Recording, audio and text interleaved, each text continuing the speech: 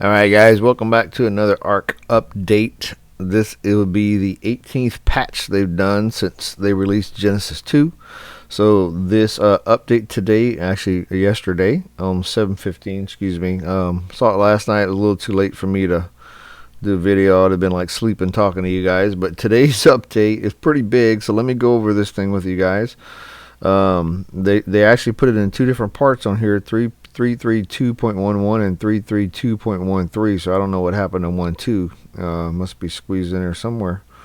But here's what they did. So let's read the first one. They fixed a bug where you could get inaccurate taming effectiveness on some creatures.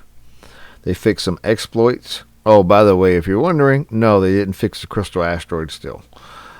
Fix some client and server crashes. They fixed some server stalls. Fixed Megalodon gestation time. Once again matches the Megaloceros.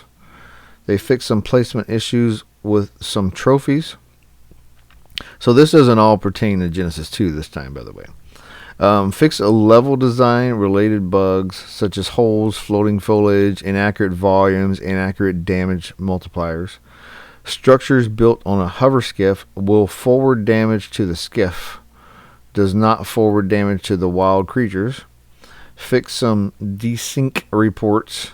Fix the bug where Helena crafting explorer notes would not unlock when using different characters on the same account.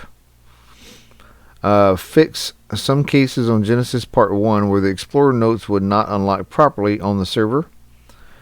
Extinction explorer note number 21 has been removed, so it's no longer in the mesh. They fixed a case where wild snow owls wouldn't be able to attack. Helena opacity settings now affect her movement SFX. They fixed a bug where the hover skiff would not take off in Genesis Part 1, Tokyo Skiff Mission. So like I said, it doesn't all pertain to Genesis 2. They fixed a bug where some saddle engrams were missing from the respective crafting stations. You can no longer build through mission dispatchers on Genesis Part 2. So that's the place where you actually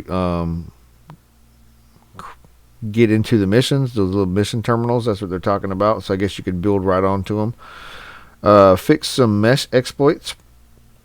They fixed a bug where you couldn't craft Tek Replicator on Genesis Part 1. They fixed a bug where the Tek Stryder transmitter inventory was being wiped on server load. That one I am very grateful for, because every time you would restart the server, everything that you had in that they call it the transmitter inventory. We were calling the weightless inventory because it didn't count for weight. You'd lose everything that was in there, so you had to dump that every time, otherwise you would lose it. They fixed a bug where players could move netted creatures.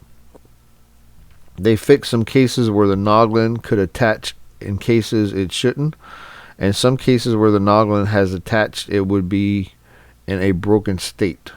So in other words, it was completely glitched. Fixed a bug on the Starwing Strike mission where your camera could get stuck using a gamepad.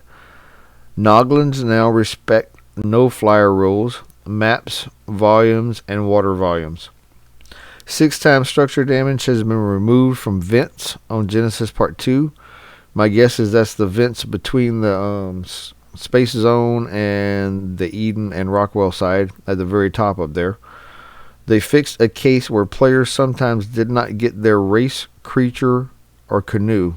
Oh, that's cool. So you weren't getting stuff that where you went in there with, so you were getting kicked out. I wish they would fix it so when you died you could get your stuff out. They fixed a bug where some Genesis 2 creatures were not being able to hit level 500 on official servers. That's pretty high. And they fixed some shader visual issues with the SM4. Now let's look up here. This is the second part that they did right afterwards, so it all kind of came together. I'm sure there was a point 12 in there. Who knows where that one's at? They significantly reduced the delay when transferring items between inventories or dropping items on the ground, a side effect of a crash and stall related fix from a previous patch. The Noglins can attach to flyers and use them in non-fly zones, but not underwater. Net immunity cooldown increased from 10 seconds to 30 seconds. So that's one of the nerfs they definitely did. So now the nets you can't use them that quickly anymore. Kind of like Ebola, you got to wait with Ebola.